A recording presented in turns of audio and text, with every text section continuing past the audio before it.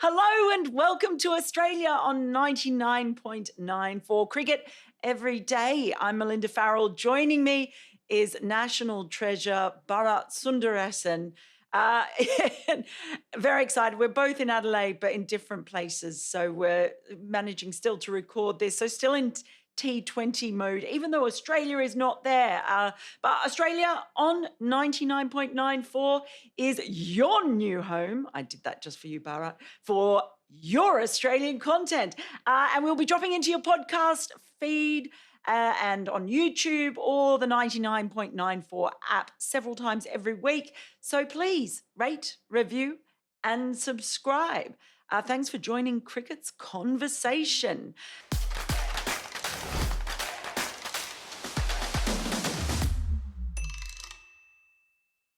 So we've got three things that we're going to talk about today, looking a bit more at the aftermath of Australia's exit from the T20 World Cup, and also a lot of discussion going around about what does it actually mean in Australia? Has Australia fallen a bit out of love with the Australian team? Crowd numbers perhaps disappointing a few people.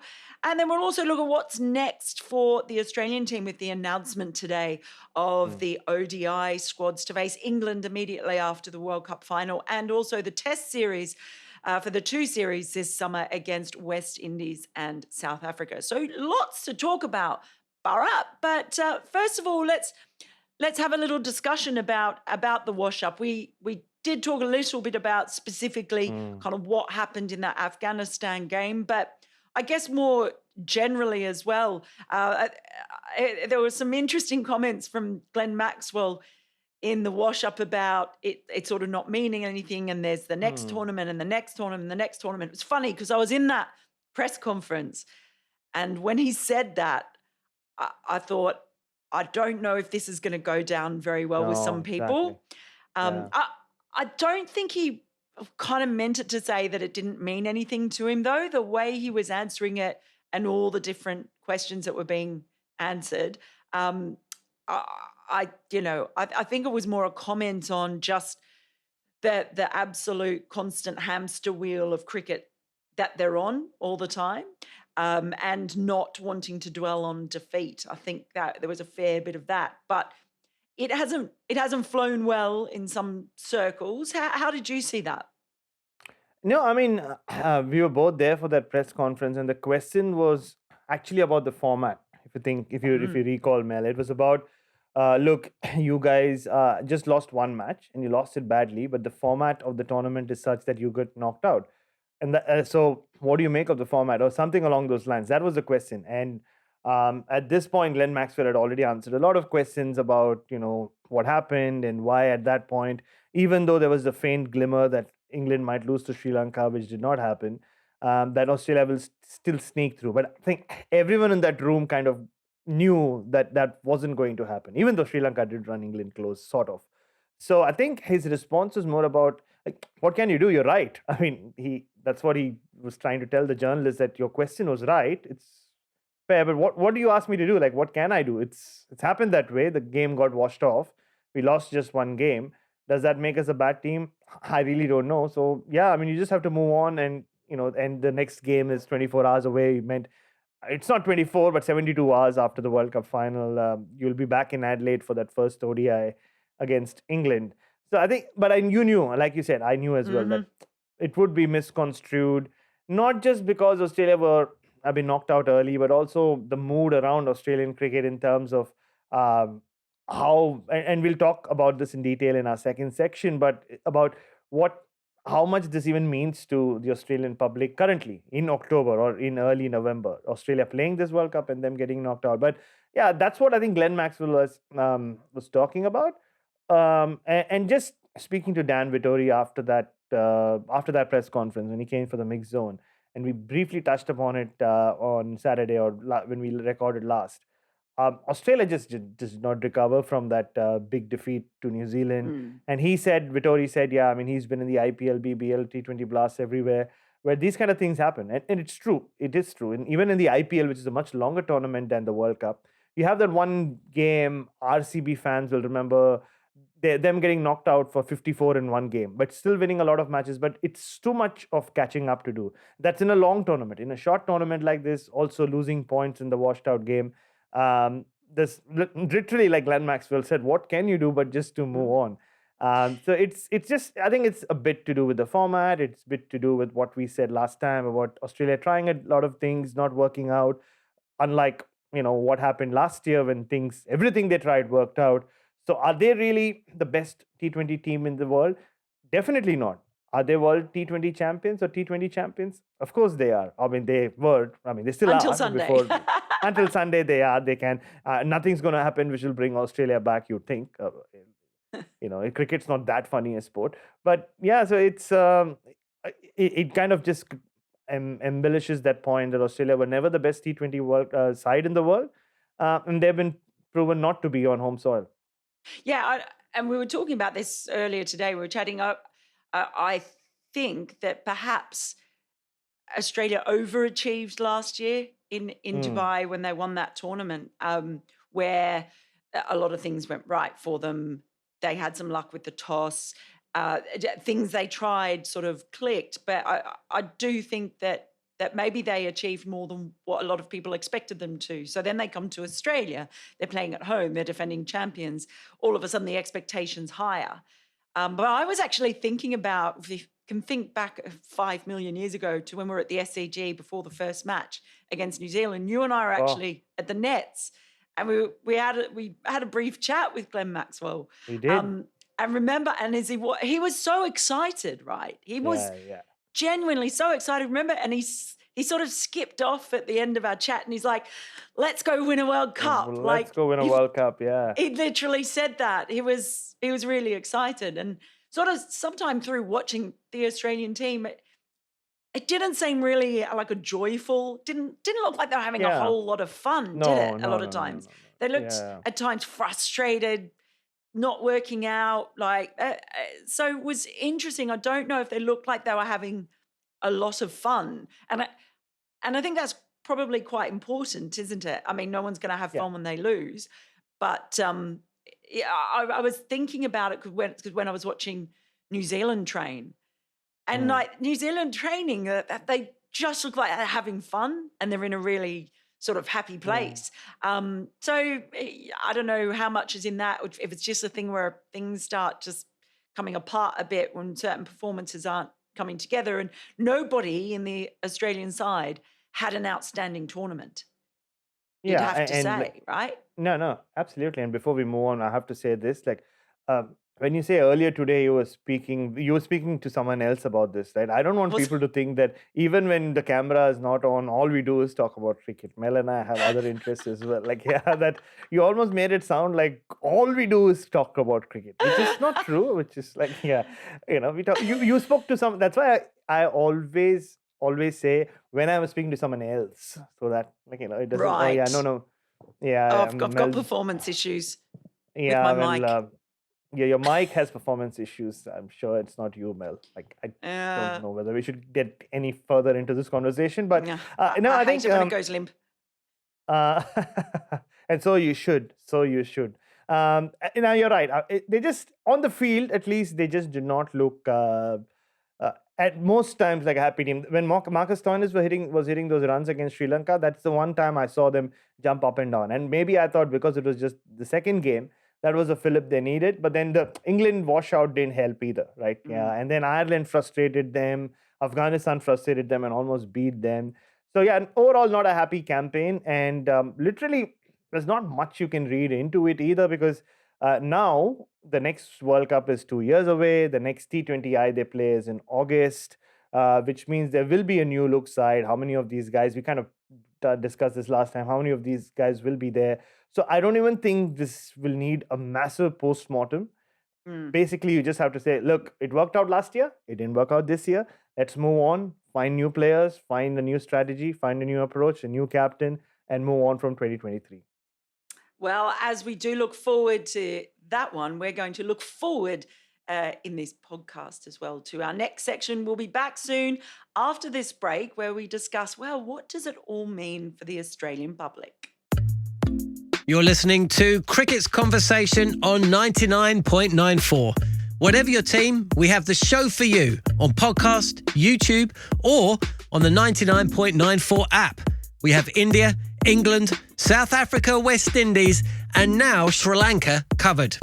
If you want to find us, the best way is to follow us on social media at 9994DM by downloading the 9994 app or Google 99.94 on podcast.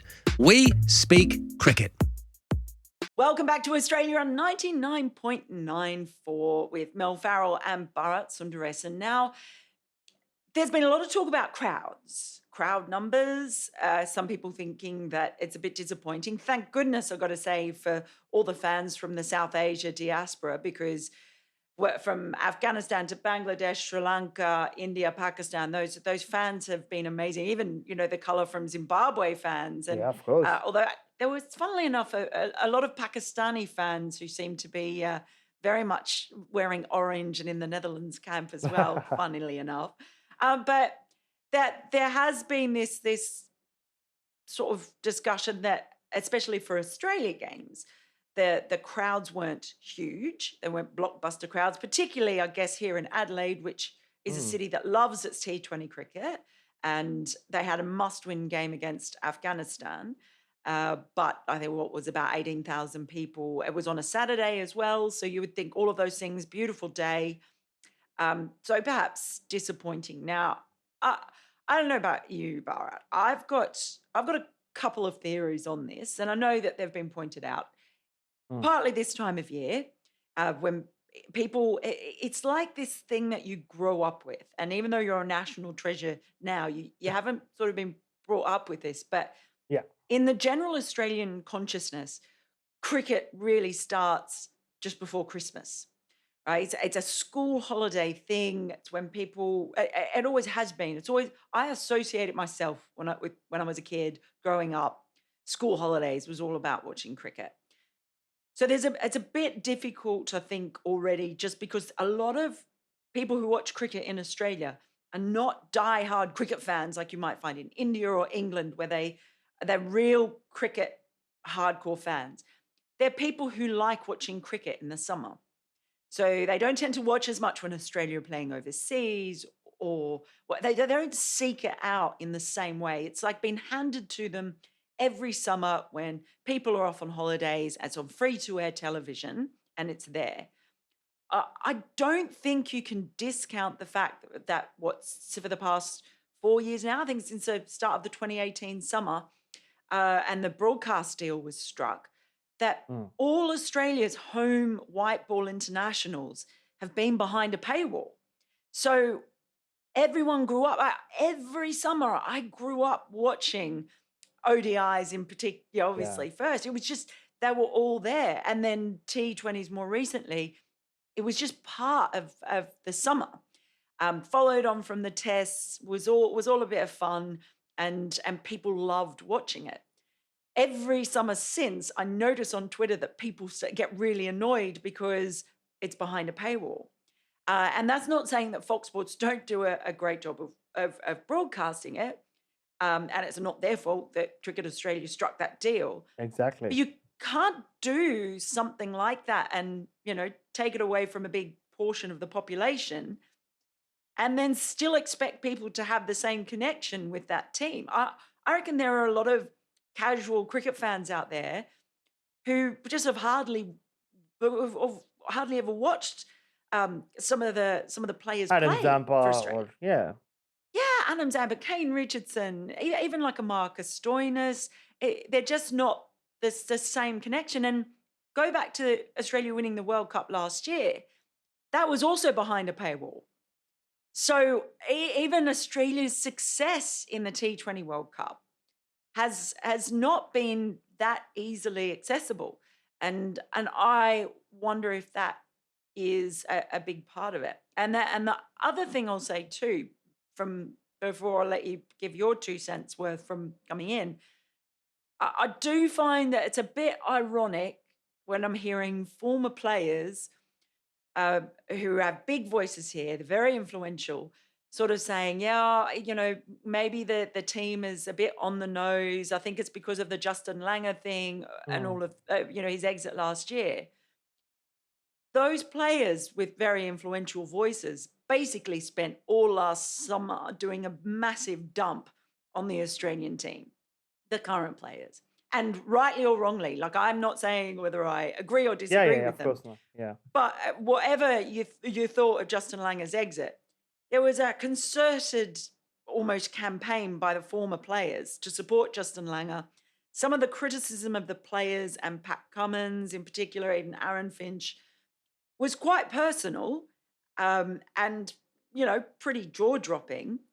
So you then, I think it's a bit disingenuous to sort of be there wondering, well, why is there not the support for the Australian team? Because I think that's been a part of it as well. Um, yeah, so I just found that a little bit disingenuous, I think, just in having the self-awareness to realize, like, if all the loud voices in Australian cricket are dumping on the players, that might have a knock-on effect down the road. Maybe. What do you think? No, I actually agree with both your points. Like one thing I've learned in Australia is a lot of what or how Australians go about their life is as silly as it sounds, is very weather driven, like very climate driven. Um, if the sun's out, you it's like you have to go to the beach. It's like you have to, and I'm not saying 100% of them, but 80% of them. It's like if the sun's out, you put your thongs on, you put your cozies on, depending on which part of the country you're in. You get into the water, you go to the beach. That's just that's how it is. And similarly, like if it's till the time it's cold, the only sport that you can relate with, if you have to put your jumper on and have like 3-4 layers on, is football. Whatever football it is, NRL, AFL, or soccer, or whatever it is.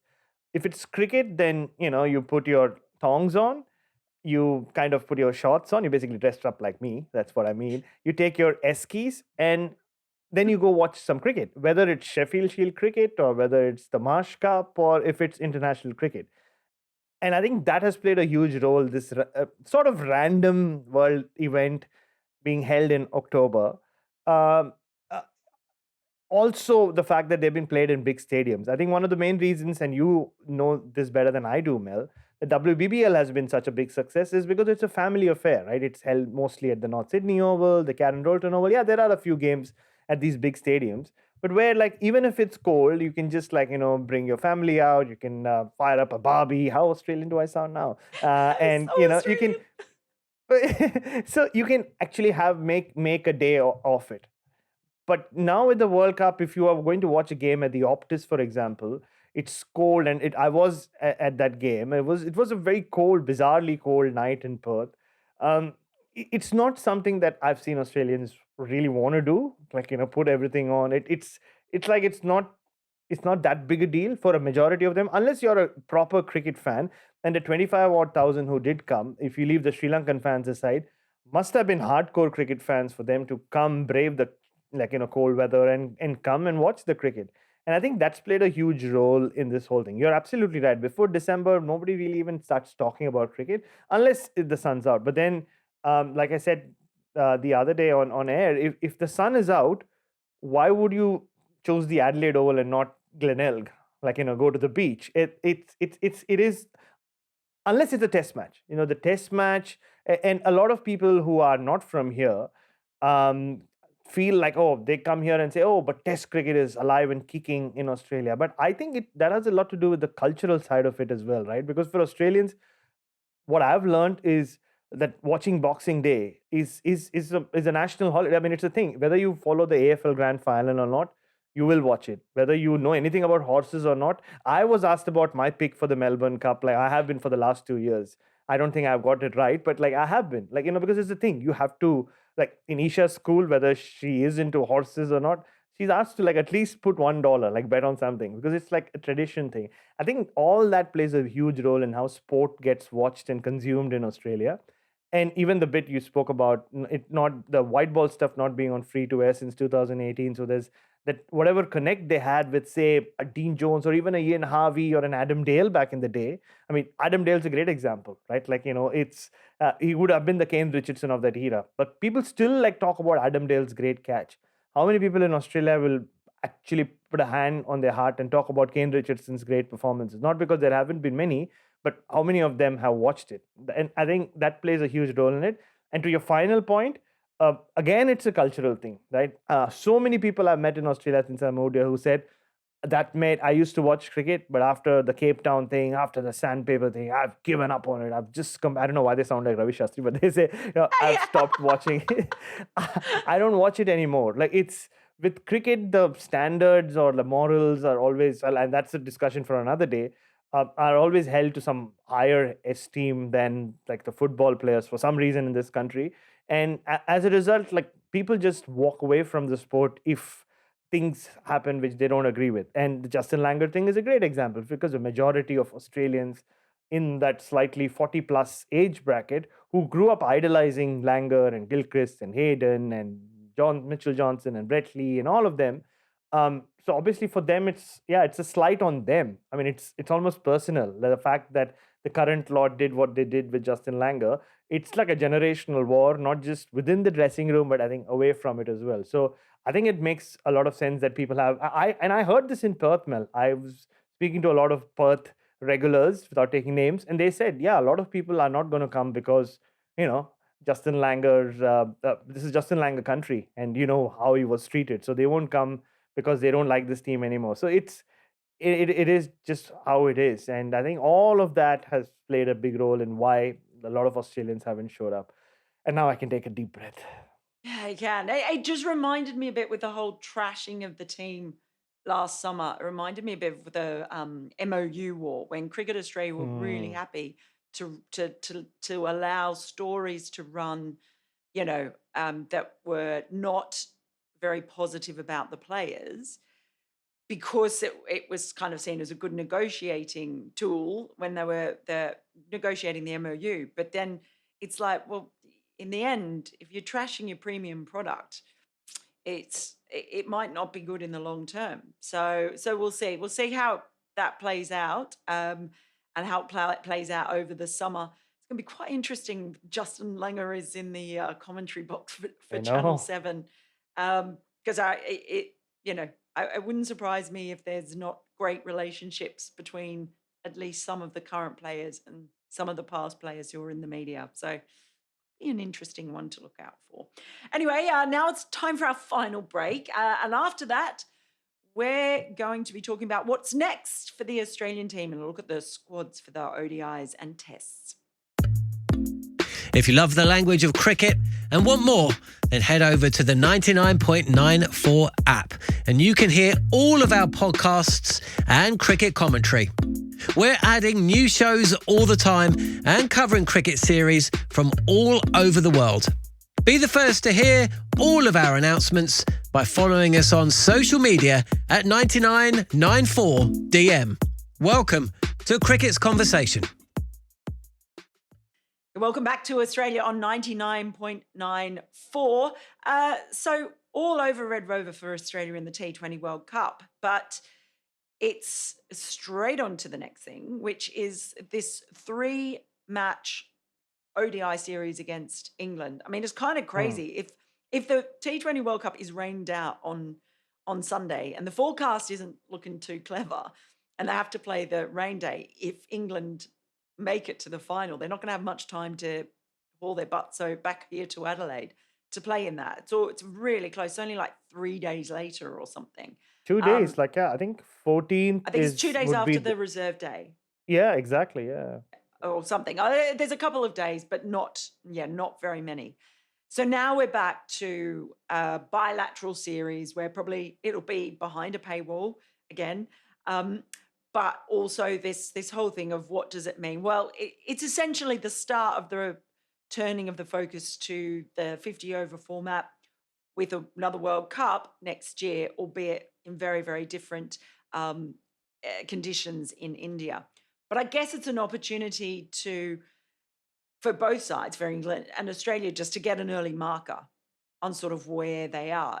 Now, England announced their selection. They've got a series in Pakistan, so they've got, I think, 4 or 5 players who will be leaving this group, but they've still got a pretty decent white ball lineup there. And Australia have what you think's their first choice team as well.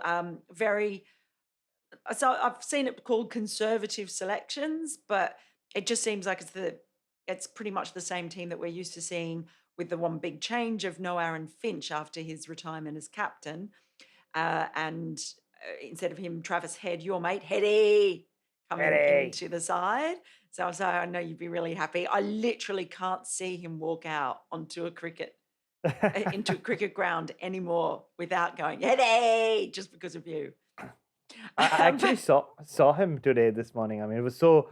I walked into the cafe at the Adelaide Oval, and this build up. The Indian team was there, and there's always this weird nervy air around the Indian team when they are practicing, right? But thankfully, before I saw the Indian team, I saw the South Australian, Heady. Hetty and Hunty and Brendan Doggett. I don't know, Doggo. Like, I don't know what they call it. Sorry, and they're all sitting together and having like a chat about their next Shield game. Harry Nielsen was there as well. So I had it felt really like I felt warm inside just seeing them, like, knowing that everybody else will leave and they'll be around in a week's time. But yeah, no, you're right. It's the time to move on. For Australia, the 50 over cricket. It's a full strength team. Somewhere I read that it's the first time in 20 months that Australia would play a 50 over match with a full strength team. There's just so much happening in cricket. I wasn't aware of that, to be honest. But yeah, there's no, like Glenn Maxwell said, and you said, it's on the back on the hamster wheel for them. It's actually will be a fun series if you are into it, considering England, even though with a few absentees, will still be a strong 50 over side. But the only problem is now you're talking about a series again behind the paywall. Unlike at least some of the World Cup games, or most of the Australian World Cup games were on free to air on Channel 9, if I'm not mistaken, so people could watch it. So all these games are behind the paywall. People are still kind of getting their head around. Oh, there was a World Cup and Australia got knocked out early. Yeah. And then also the bigger problem, or not a problem, but the bigger challenge, the fact 50 over cricket itself as a format hasn't really created a lot of interest. I thought the games against New Zealand and Zimbabwe were fun because they happened pre-season. I mean, if you're saying this is pre-season, imagine what it was like when they happened in August and September. So yeah, so it'll be a good series, but again, how many will be watching? And yeah, and we're not even getting into it. I know a lot of people in Adelaide who have not even heard. People who are cricket fans are not aware that there is that ODI happening, because right now all the advertising is still about the World Cup. At least it will be for another 2 days when the semi-final is played. So that'll be interesting as well. How many people actually show up for that ODI? At least the weather's really picked up here in Adelaide, as you know, Mel. You're also here. But yeah, I mean, Australia are moving on. That 50 over World Cup is not too far away. New captain. Will we see David Warner captain at some point? Who knows? All that comes into the equation now. But to start with, it will be Pat Cummins. But there's also the Test squad.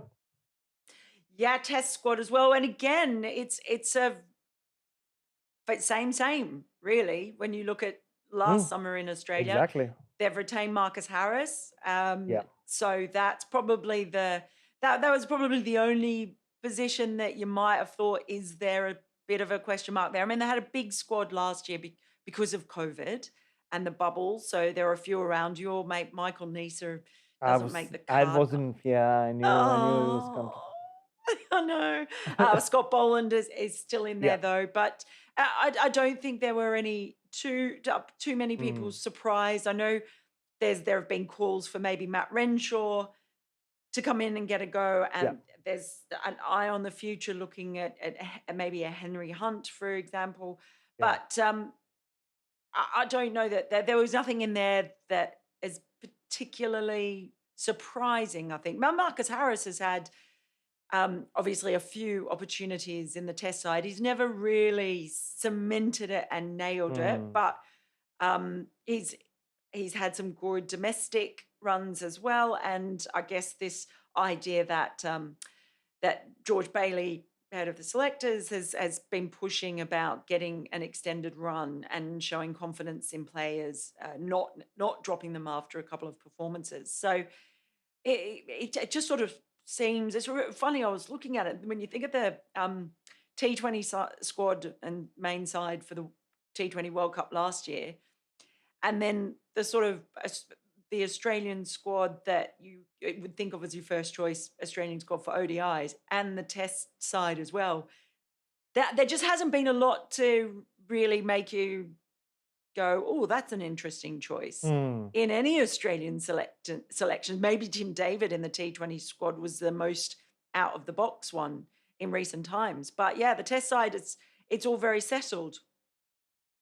Yeah, I think the only news related to it, I guess Dan Brettig has written a piece, and I bumped into him as well. So did you today at the Adelaide Oval, and he's pretty confident that uh, yes, this is a Test squad for the Australian summer, at least the first two Test matches against West Indies. Then there's South Africa as well to come later.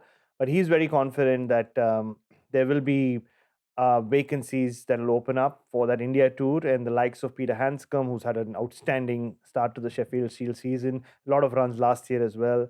Matt Renshaw, who's now back at the top of the order, batting really well, playing spin really, really well. And even a Glenn Maxwell, who almost played a test match in Sri Lanka, will be given a go, and that they might get to make the cut to go to that Indian tour. They'll get some red ball games. Well, it'll be interesting to see when that happens. But for now, you're right. I mean, it's really as expected. Who knows if Will Pekoski, unfortunately, hadn't taken another break from cricket. Maybe he would have come back as the third opener. But yeah, Marcus Harris lost his place in the side after I thought playing a really good innings in Melbourne, where nobody could really put bat to ball. I mean, he was lucky he didn't have to face Scott Boland, but he played a good hand. He just needs that one big score, so they decided to stick with him. And yeah, I mean, not much not much else to really write home about, as the old cliche goes. We'll have to wait and watch. But for now, it's that one-day series, and yeah, you and I will be there at least. I'll do the Adelaide game. I know you're traveling around for the other two games as well. But yeah, Yes. it'll be a completely different feel. But again, will there be enough people to make it feel different? I don't know. Yeah, I'll be very interested to see how the crowds shape up for that one. Well, that's the show for today. Thank you so much for joining us. Lovely to talk to you as well, Bharat, our national treasure. I'm just going to keep calling you our national treasure. Oh yeah, 'Cause and I also feel like remember, it. like when we talk off camera, we talk about non-cricketing stuff. Like, Okay, yeah, yeah. we talk a lot about Do we? food actually, if you think about it now. Do we? I mean, yeah, we haven't in a long time, but like, yeah, we used to talk about I when you were can't still in remember. Orange. I can't remember the last time we talked about food. I used to send you pictures of whatever I was cooking. I know exactly. Yeah, I miss those days. Yeah, You send me so pictures yeah. of your dogs, but then yeah, I feel special when you send me pictures of your dogs. Until then, like 10 minutes later, you put them on social media. So But you great. I always thought get that to was see the special. not Yeah, always. You get to see some exclusive pictures of them. Like, yeah. I feel so privileged. You Privileged. should be. Yeah. Oh yeah, but we'll be back in the next few days to discuss something, because something's always happening, and we'll start to look at a few things, even though we are still very much in the World Cup bubble at the moment. Yes, your hair looks fine. Stop Oh, thank you. preening. If you're just listening on the podcast, then yes, Bharat is preening. If you're watching, you can see it. But yeah, we'll be back soon. So thanks for listening to Australia on 99.94, where we speak cricket every day. Not us just every day, but other people as well. So please rate, review, and subscribe wherever you enjoy your podcast. You can download the 99.94 app and follow us on Twitter at BeastieBoy07 and at Melinda Farrell, while ever Twitter still lasts. Never miss out. Join our 24/7 conversation on social media and follow us at 9994DM. Cricket every day, your way.